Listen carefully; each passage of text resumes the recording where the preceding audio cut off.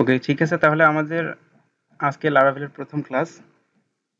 তো লারাভেল সম্পর্কে আমরা মোটামুটি সবাই একটু আইডিয়া নিয়েছি, হয়তো বা অনেকে নেয়নি, তো সমস্যা নেই। তো লারাভেলে এতটুকু সবাই আমরা জানি, আশা করি যে লারাভেল একটা পিএইচপি ফ্রেমওয়ার্ক আর কি। তো এইখানে যারা আছেন, আমি মনে করতেছি যে আপনারা সবাই শুধু পিএইচপি পারেন, আরো অন্যান্য কিছু পারতে পারেন, কিন্তু লারাভেলে একদম বিগিনার, একদম নতুন, কিছুই জানেন না। তো আমরা সবাই কিছুই জানি না, ঠিক এই লেভেল থেকে আমরা লারাভেলটা শুরু করব। তো তার জন্য, যেহেতু আমরা লারাভেল সম্পর্কে এখন পর্যন্ত কিছুই জানি না, তো জাস্ট আমরা এখন শুধু লারাভেলটা সার্চ করি, দেখি কি আসে। তো শুরুতেই কিন্তু আমাদের laravel.com, যে লারাভেলের যে অফিসিয়াল ওয়েবসাইটটা, সেটা আমাদের সাজেস্ট করতেছে। আর এইদিকে ডান দিকে এই লারাভেল সম্পর্কে শর্ট কিছু ডেসক্রিপশন আছে। এটা বলা হচ্ছে যে লারাভেল একটা open source free PHP framework, আর এটা ক্রিয়েট করছেন টেলর অটওয়েল, এবং এটা ওয়েব ডেভেলপমেন্টের জন্য তৈরি করা হয়েছে। আর এটা মডেল ভিউ কন্ট্রোলার, এই আর্কিটেকচার প্যাটার্ন ফলো করে তৈরি করা হয়েছে। আর এটা মানে স্যাম্ফনি বেসড, স্যাম্ফনিও একটা পিএইচপি ফ্রেমওয়ার্ক। আর এই যে model view controller architecture pattern, তো এটা হচ্ছে মডেল ভিউ কন্ট্রোলারের সংক্ষিপ্ত রূপ হচ্ছে এমভিসি। তো এমভিসি হচ্ছে একটা ডিজাইন প্যাটার্ন। তো সেই ডিজাইন প্যাটার্নের উপর ভিত্তি করে লারাভেল ফ্রেমওয়ার্কটা তৈরি করা হয়েছে। তাহলে আমাদের লারাভেল শুরু করার আগে এই এমভিসি প্যাটার্নটা আমাদের বুঝতে হবে। এমভিসি প্যাটার্ন বলতে আমরা যে পিএইচপিতে প্রজেক্ট করি, সেখানে ক্লাসটা কি আমাদের রেকর্ড করা হচ্ছে? রেকর্ড, হ্যাঁ জি হচ্ছে, সমস্যা নেই। এগুলো আমাদের ইউটিউবে আপলোড থাকবে, পরবর্তীতে চাইলে আপনারা মানে প্র্যাকটিস পারপাসে দেখতে পারবেন। আচ্ছা, আমার কথা কি ক্লিয়ার শোনা যাচ্ছে সবার?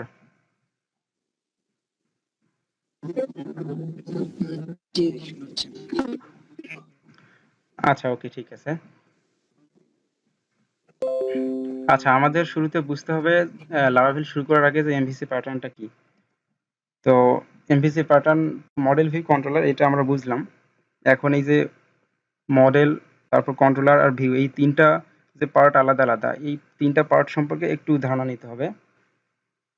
তো আমি এই নর্মালি যে গুগল পেজটাতে আছি, তো এটা হচ্ছে আমাদের ভিউ। আর আমি হচ্ছি এখন এইখানে একজন ইউজার, গুগলের একজন ইউজার, বা অন্য যে কোনো সাইডে যদি আমি এখানে laravel.com-এ যাই, তো এই যে পেজটা আমি দেখতে পারতেছি, তো এই পেজটা হচ্ছে ভিউ। আর এই কন্ট্রোলার, কন্ট্রোলার কি করতেছে, আমরা যখন এই laravel.com-এ হিট করলাম, তো আমি ইউজার হিসেবে একটা সার্ভারকে রিকোয়েস্ট করলাম যে আমাকে laravel.com এর যে ভিউটা আছে বা রিসোর্সটা আছে, সেটা আমাকে দেখাও। তো সেটা আবার সার্ভার কি করে ওখানে, মানে যে কন্ট্রোলারটা আছে, আই মিন পিএইচপির যে লজিক আছে, যেই লজিকের কারণে আমরা আসলে লারাভেলের হোম পেজটা দেখতে পারতেছি, বা এই সাইডে কোনো মেনুতে ক্লিক দিলে আমরা যে ভিউগুলা দেখতে পারতেছি, তো সেই লজিকগুলা কন্ট্রোল করতেছে হচ্ছে কন্ট্রোলার। আই মিন পিএইচপির সব ধরনের লজিক বা কোড এই কন্ট্রোলারের মধ্যে থাকতেছে। আর এইখানে মডেল, মডেল মানে হচ্ছে আমরা যে মানে পিএইচপি প্রজেক্টে ডাটাবেজ নিয়ে কাজ করতেছি, মানে ব্যাকএন্ড থেকে আমাদের ডেটাবেস থেকে যে ডেটাগুলো আসতেছে, তো সেই বিষয়টা হ্যান্ডেল করে মডেল। একজন জয়েন করছেন। হুম। তো এই হচ্ছে আমাদের মডেল ভিউ কন্ট্রোলার। তো মডেল হচ্ছে আমরা এই যে একটা ওয়েবসাইটে, যে কোনো ওয়েবসাইটে গেলে আমরা যেটা দেখতে পারি বা যে পেজটা দেখতে পারি, সেটা হচ্ছে আমাদের ভিউ। আর এই পেজটা দেখার জন্য যে আমাদের পিএইচপি কোড করা আছে বা লজিকটুকু আছে পিএইচপির, সেটা হচ্ছে কন্ট্রোলার। আর মডেলটা হচ্ছে আমাদের যদি এই যে ওয়েবসাইটটাতে আমরা আসি, সেটাতে যদি কোনো প্রকার ডেটাবেজের ডেটা সংক্রান্ত কোনো বিষয় থাকে, তো সেগুলো কিন্তু আমাদের ডেটাবেস থেকে নিয়ে আসতে হয়। তো সেই কাজটা করে থাকে মডেল। তো এই তিনটা বিষয় মিলেই হচ্ছে মডেল ভিউ কন্ট্রোলার, অর্থাৎ এমভিসি ডিজাইন প্যাটার্ন। আর এটাই ফলো করে তৈরি হয়েছে লারাভেল। আচ্ছা, আমরা এখন laravel.com-এ আছি। আর আমি আসলে চেষ্টা করব লারাভেলে, যেহেতু এটা আলাদা একটা ফ্রেমওয়ার্ক, তো সেই ক্ষেত্রে এর কিন্তু এই লারাভেল ফ্রেমওয়ার্কটা কিভাবে কাজ করতেছে এ টু জেড সুন্দর ডকুমেন্টেশন আকারে এখানে কিন্তু পাবলিশ করা আছে। তো আমি কিন্তু চাইলে সরাসরি কোড এডিটরে গিয়ে সরাসরি কোড করে দেখাইতে পারতাম, কিন্তু আমি এটা করব না। আমি একদম ডকুমেন্টেশন থেকে শুরু করব, যে কোন ডকুমেন্টেশনে কোথায় গেলে আমরা কি পাবো বা কোন কাজটা আমাদের কোথায় আছে। আই মিন ডকুমেন্টেশন ধরে ধরে যদি আমরা কাজটা করি, তাহলে ফিউচারে যদি আপনি প্রজেক্ট করতে গিয়ে কোনো সমস্যায় পড়েন, তাহলে আপনি খুব সহজেই কিন্তু সেই প্রবলেমটা এই ডকুমেন্টেশন থেকে বের করতে পারবেন।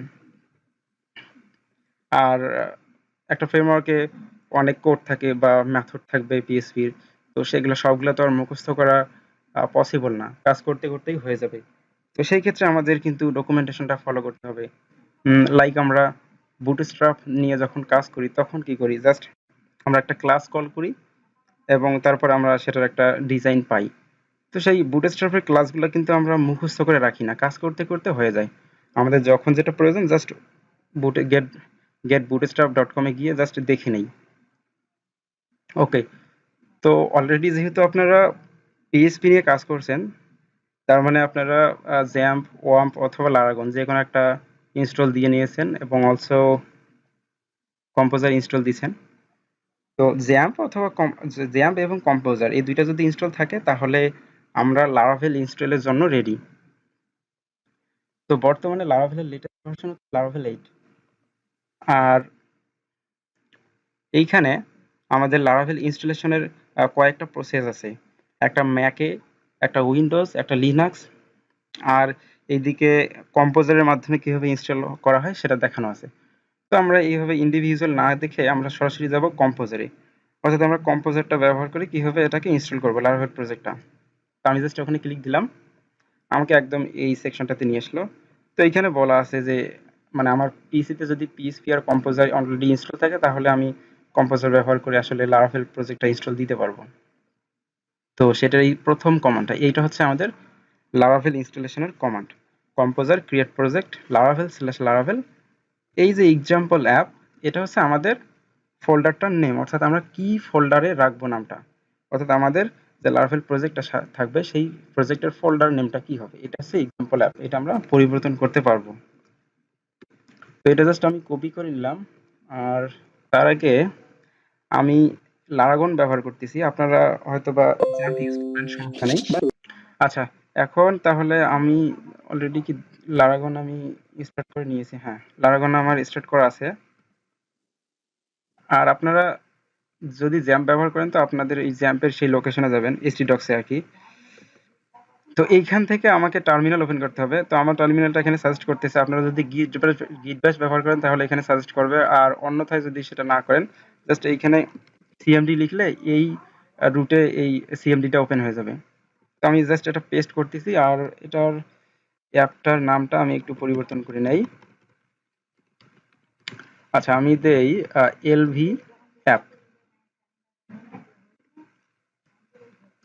ও সরি, এটা হচ্ছে আমি লারাগন ব্যবহার করতেছি। তো আমার লারাগনের যে এই টার্মিনালটা ব্যবহার না করলে আমি কম্পোজারটা পাবো না।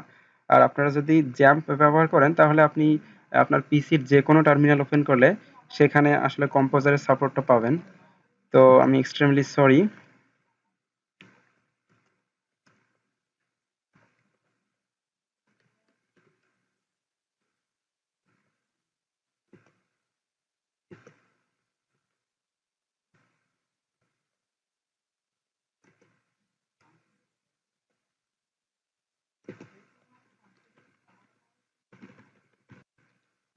আমাদের প্রজেক্টের নাম থাকতেছে LV app, I mean Laravel app আর কি, সংক্ষিপ্ত আকারে দিলাম। তো এটা একটু সময় নেবে ইনস্টল হওয়ার জন্য। তো এটা ইনস্টল নিতে থাক। এটা ইনস্টল হয়ে গেছে, আমাদের লারাভেল প্রজেক্টটা ইনস্টল হয়ে গেছে। তো এখন আমরা জাস্ট ডকুমেন্টেশনের দিকে যাই। তো এইখানে আমাদের বলতেছে যে আমাদের ডিরেক্টরিটা চেঞ্জ করে সেই ডিরেক্টরিতে যেতে হবে যেটা আমরা ইনস্টল দিছি আর কি। তো আমি যদি এখন এইখান থেকে সরাসরি যাই এলভি অ্যাপ এইটাতে, এই ফোল্ডারে, আর এখান থেকে চাইলেও যেতে পারতাম, তো এটা কেটে দিচ্ছি আমি।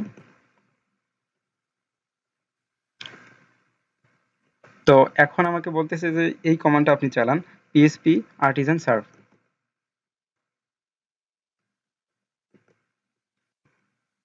তো আমি যদি এই কমান্ডটা চালাই তাহলে আচ্ছা আমাদের রেকর্ড হচ্ছে।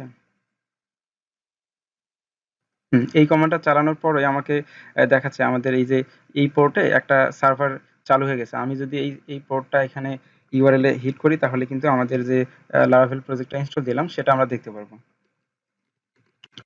তো আমি 27.0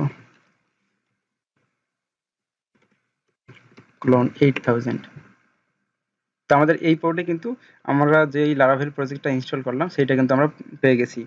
তো এই অংশটুকুকে আমরা ইয়ে করতে পারি, আপনারা অলরেডি জানেন এটাকে আমরা লোকাল হোস্ট দিয়েও দিতে পারি। তো লোকাল হোস্ট কোলন 8000। তো এটা হচ্ছে আমাদের যতবারই আমরা প্রজেক্টটা নিয়ে কাজ করতে যাব জাস্ট ওই ডিরেক্টরিতে গিয়ে আমাদের টার্মিনাল ওপেন করে পিএসপি আর্টিজান সার্ভ এই কমান্ডটা লিখতে হবে, তাহলে আমরা এই যে একটা মানে আমাদের পোর্ট সেটা আমরা পেয়ে যাব। তো এই পোর্টে আমরা আমাদের যে লারাভেল ইনস্টল করা আছে সেটা দেখতে পারবো।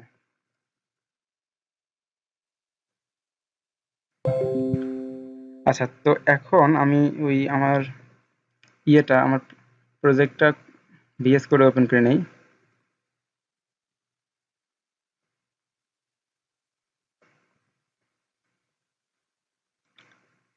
এইদিকে আমাদের কাজ শেষ, ইনস্টল হয়ে গেছে।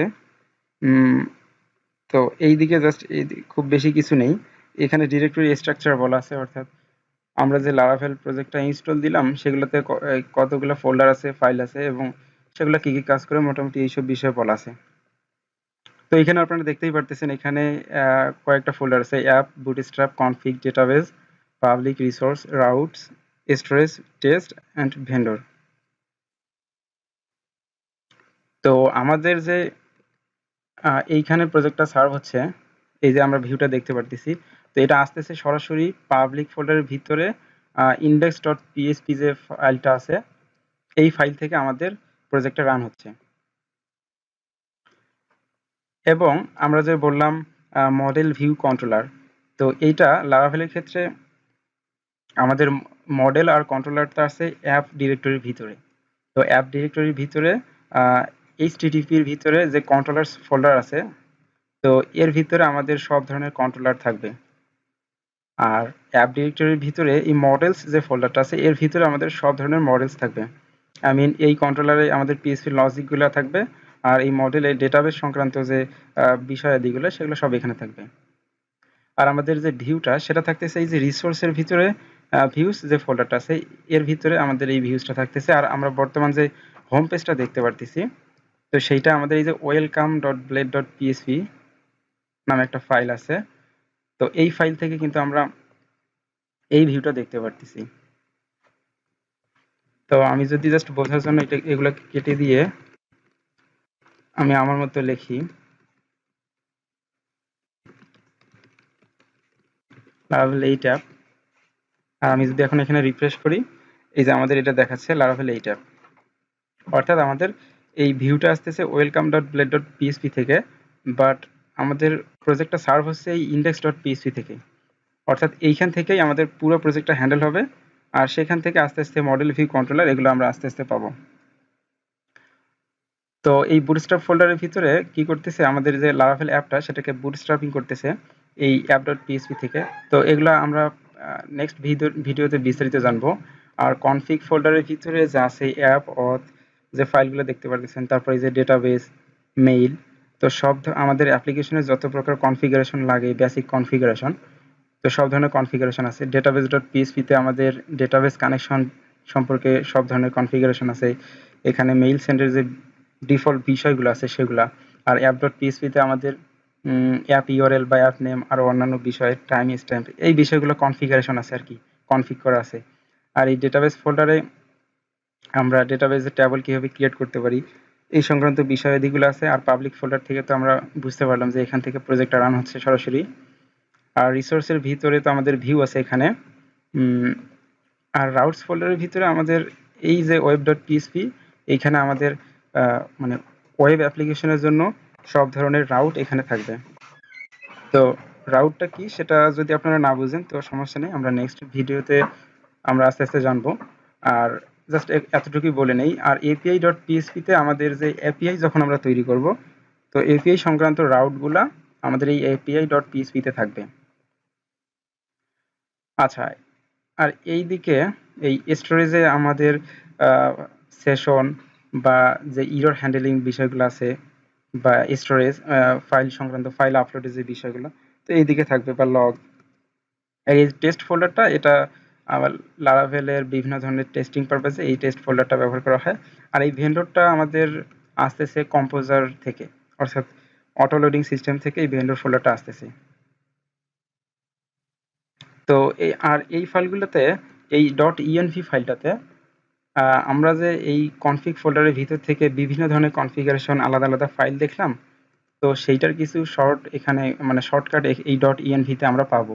মানে শর্টকাটে কনফিগ ফোল্ডারের ভিতর থেকে না করে ডট ইএনভিতে আমরা সব ধরনের কনফিগারেশন মোটামুটি করে নিতে পারবো।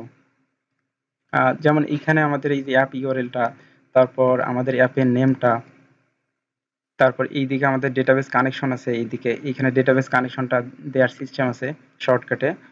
দেন এইদিকে আমরা যখন মেইল সেন্ড করব, তো মেইল সেন্ডের যে কনফিগারেশনটা, তো সেটা আমরা এখান থেকে করে নিব। তো এই হচ্ছে আমাদের এইখানে যে ডিরেক্টরি স্ট্রাকচার, তো সেই বিষয়টা আসলে এতটুকুই।